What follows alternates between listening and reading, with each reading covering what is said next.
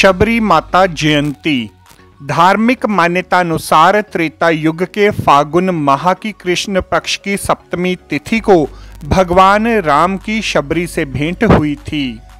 इसी दिन भगवान राम ने शबरी के जूठे बेर खाए थे। एक अन्य मान्यता के अनुसार इसी दिन माता शबरी को मोक्ष मिला था। बरसों प्रतीक्षा के उपरांत जब माता शबरी की मुलाकात भगवान राम से हुई तो साक्षात ईश्वर से मिलने के उपरांत माता शबरी की कोई कामना शेष नहीं रही, तो उन्हें इस प्रकार मोक्ष की प्राप्ति हुई। ऐसी मान्यता है कि गुजरात के डांग जिले के सुबीर गांव में ही प्रभु श्री राम और माता शबरी की भेंट हुई थी। इसीलिए यहीं पर माता शबरी को समर्पित शबरी धाम मंदिर है। इस मंदिर में प्रतिवर्ष बड़ी संख्या में श्रद्धालु आते हैं। ऐसा माना जाता है कि शबरी का संबंध भील समुदाय की शबर जाति से था। इनके पिता भीलों के मुखिया थे। शबरी विवाह के समय दी जाने वाली पशु बलि की घोर विरोधी थी। इसीलिए उन्होंने विवाह करने की अपेक्षा ऋषि मतंग के आश्रम में सन्यासिनी बनकर रहने लगीं। शबरी की सेवा भावना से प्रसन्न होकर मतंग ऋषि ने कहा कि एक दिन तुम्हारे पास भगवान राम स्वयं आकर तुम्हारा उद्धार करेंगे। इसी विश्वास के आधार पर ही शबरी प्रभु श्री राम की प्रतीक्षा करने लगीं।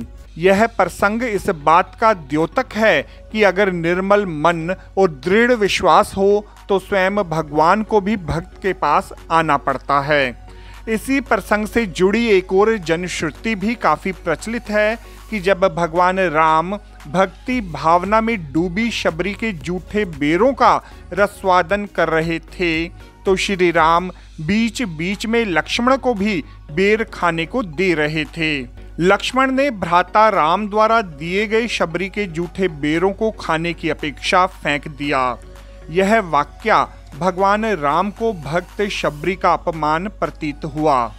इस घटना पर श्री राम ने लक्ष्मण से कहा था कि जिस शबरी की भक्ति का अनादर करते हुए उन्होंने बेर फेंके हैं, वही बेर एक दिन संकट के समय लक्ष्मण के प्राण बचाएंगे।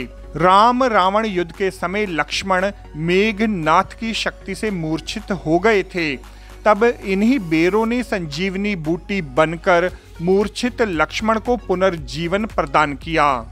इस संदर्भ में एक किंवदंती यह भी है कि मेघनाथ को यह वरदान प्राप्त था कि उसका वध कोई ऐसा मानव ही कर सकता है जो 14 वर्षों तक निराहार रहा हो।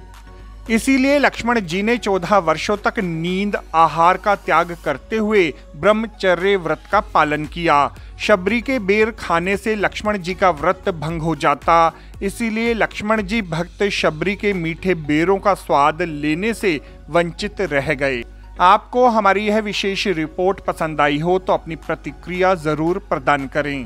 आपको हमारी यह रिपोर्ट कैसी लगी जरूर कमेंट करें। इस वीडियो को लाइक करें, हमारे चैनल को सब्सक्राइब करें ताकि हमारी सभी आगामी रिपोर्ट्स सबसे पहले आप तक पहुंच सकें। ब्यूरो रिपोर्ट दास्तान इंद्रप्रस्थ।